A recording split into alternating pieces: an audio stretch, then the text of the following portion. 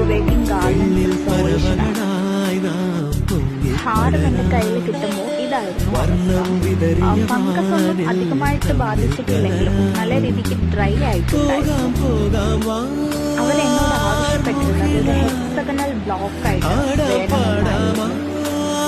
Reserve ചെയ്യാൻ വേണ്ടി ഏൽപ്പിച്ചിരുന്ന സാധനങ്ങളൊക്കെ വെറൈറ്റി ആയിരുന്നു. കാരണം അവർ കല്യാണത്തിന് ഉപയോഗിച്ചിരുന്ന ഐലൈൻസ്, ഐലാഷസ്, ഗ്രൂഞ്ച് പൊട്ട് ഇതൊക്കെ ആയിരുന്നു അവർ നമുക്ക് തന്നെ. ഇതൊക്കെ വെച്ചിട്ടുള്ള വർക്ക് എങ്ങനെയാണെന്ന് നമുക്ക് നോക്കിയാലോ.